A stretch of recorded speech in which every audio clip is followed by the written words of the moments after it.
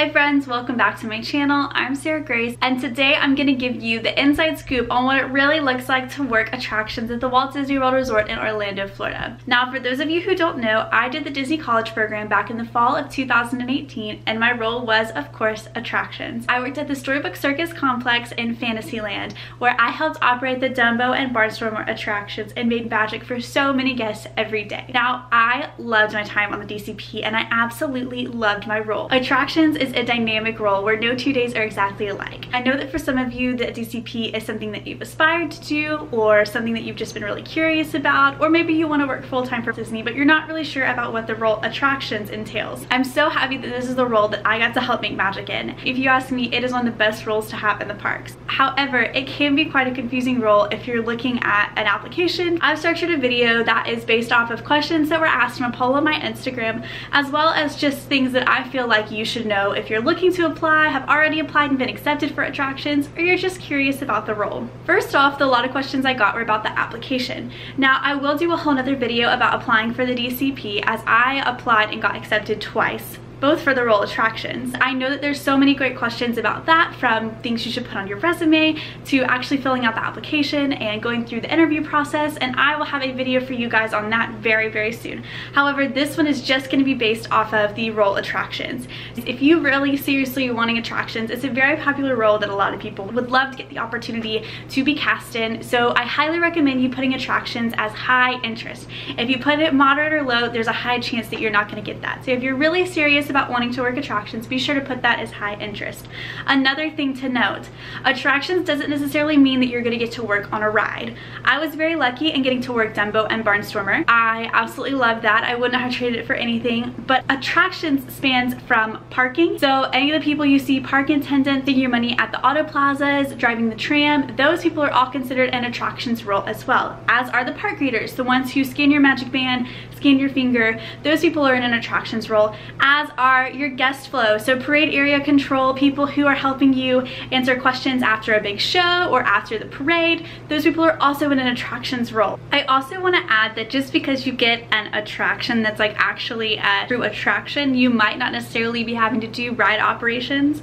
Remember that there are plenty of shows in Disney, such as Festival of the Lion King, Enchanted Tales with Belle is another one. Those are all attractions as well, where you still get to do the rotating and all that stuff. You just don't have to worry about pushing any buttons. You're mostly helping out guests, making sure everything runs smoothly to get them in the show and out of it. So know what you're getting into beforehand. You could get really lucky and get to be a skipper on the Jungle Cruise, or get to be a ringmaster in Storybook Circus.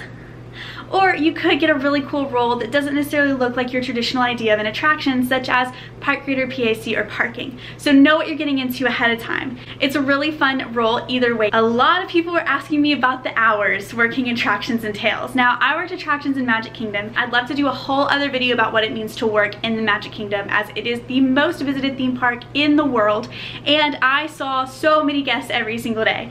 But the hours vary based on your attraction. I can say that as well, and based on your park. So for me, Storybook Circus, Fantasyland, Magic Kingdom, my hours were usually closing. I'm a CP, of course I got the closing shifts. They joke that college program, CP stands for closing people. I loved closing. I thought it was so much fun. I got to watch the fireworks every night. Literally, if you want to know a great place to watch Happily Ever After, if you don't care about seeing the projections on the castle, you just want the fireworks and the ambiance, go to Storybook Circus. It is the best view you will get. So I got to watch the fireworks every night with my coworker friends, but the hours do vary. You will either get a 6 or an 8-hour shift. A typical shift for me meant going in between 2 and 6 depending on park hours. So if the park closed at midnight or later, I probably wouldn't go in until around 4 or 6, but if the park closed at 10, I could be going in as early as noon or 2. Again, depends on the shift and depends on what you get assigned. However, typically my time on the college program, my shifts did start between 4 and 6 p.m. Is it easy to trade shifts? Quick serve, merchandise, photo pass, character attendant, some of those roles are globally trained, which means if you get trained in one specific store, you can pick up in any other store on property. However, for attractions, you are trained for those 2 attractions, 1 or 2. I was trained on 2 because my complex was made up of 2 attractions. However, that is the only attraction you can pick up shifts unless it's an untrained shift. They sometimes do pack shifts that are untrained or other greeter positions that are untrained, but for the most part, you can only pick up and trade shifts within your attraction. Also, I'm probably going to forget some stuff, so don't be surprised if there's a part 2 of this that will be coming soon, because there is so much I could talk about. And I know people wonder about trading shifts because, you know, you have family emergencies come up or you've got a special event you want to attend. Just be sure to talk to your leaders. You can trade as much as you want. However, most leaders do not allow college program kids to give their shifts away, just so that you ensure you have enough hours to pay your rent. Let's talk about duties of an attractions cast member. I know a lot of people ask about the whole changing positions thing, and let me tell you, it is not as scary as you think. You get trained super well and super thoroughly, and they're not going to leave you on your own if you're not ready. I was really nervous during my training. Thank you so much to my trainer Kayla. You know who you are if you watch this video, but I was really nervous to operate the Barnstormer because it's a roller coaster and there's so many safety measures that have to be put into place in order to operate it safely.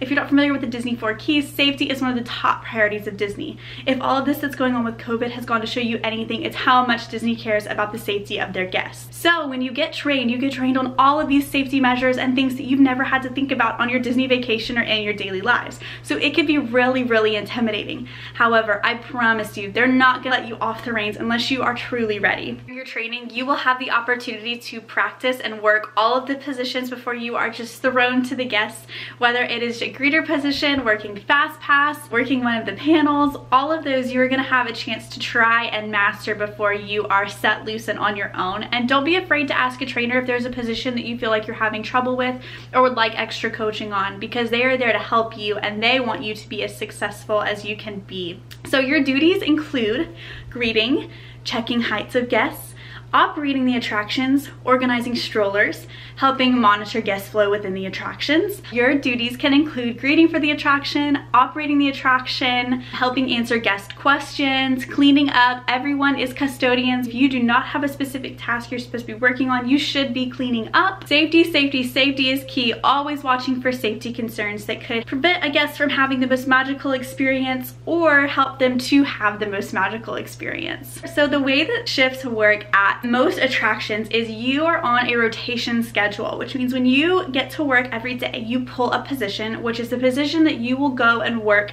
until rotation comes around, which will bump you to another position, which you will work for 45 minutes to an hour. That's about what we rotated at. And it's just to ensure that you don't get stuck in a monotonous schedule. If you're sitting there sending Dumbos all day, mind's gonna start to wander, you're not gonna be as attentive as you should be. And so they have rotation in place so that your mind is constantly being kept on its toes, you're not slowing down and lacking on the job, and at the end of the day, keeping your guests as safe as they can be. It's not a scary thing. In fact, it helps shifts go by so fast. I love the fact that I worked at a complex that had 2 attractions, both with rotating schedules, which meant I could work some positions. Like, I remember one time I didn't work Barnstorm Greeter for like a week. I literally did not go to that position for a week. But some of my favorite positions, like Dumbo Main Panel, I wouldn't necessarily be guaranteed to get that every day either. So it does have its ups and its downs. I know one of the questions was, do you get to pick your favorite position and stay there all day? You don't, but if you do have a coordinator, it's okay to say, hey, I really would like to close this position, because closing duties are real and you do have to stay up to an hour after park closes in order to ensure that all of your closing duties get taken care of and that you are there until the last guest gets off the attraction.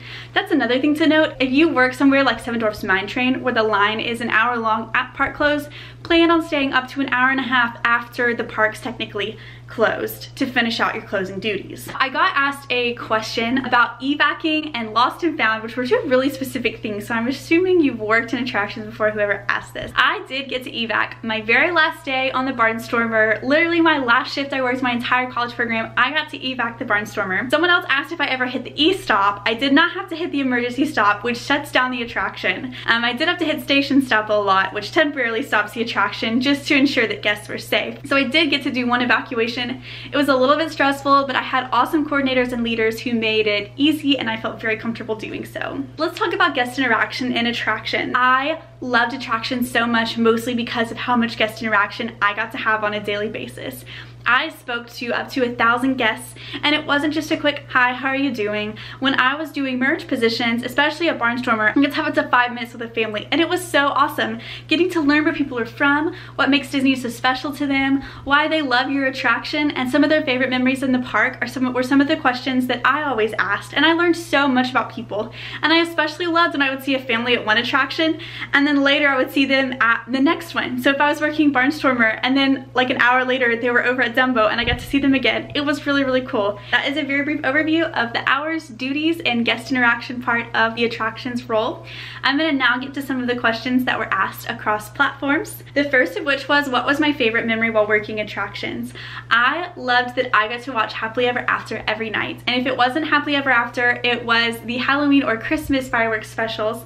And because my attractions were both outdoors, I got to see them quite literally most every single night, and it was so special. And I got to watch them with my coworkers sometimes, and to get to see a family watch that show for the first time and hear that music, it's so magical and it's so special, and it's memories that I will hold in my heart forever. I also got asked about my funniest guest story or celeb sighting, and lucky for me, those events were one and the same day. Well, I got to see Andrea Barber, which if you're not familiar who she is, she plays Kimmy Gibbler on Full House. And she has this famous scene where when the Full House family goes to Disney World, she rides Dumbo with her shoes off and in the air because she's riding by herself. If you haven't seen that episode, it's absolutely hilarious. So Andrea Barber, or Kimmy Gibbler, is sitting in a Dumbo with her shoes in her hand. Now, we're taught that guests must be wearing their shoes in order to ensure their safety on our attractions, just in case there's something on the floor. So one of my coworkers was working a Dumbo panel and noticed that a guest had her shoes off and in the air, and she almost stopped the attraction to say, excuse me. She did go over the loudspeaker and said, excuse me, ma'am, can you please put your shoes on? Not realizing it was Andrea Barber, and she was recreating an iconic scene from Full House.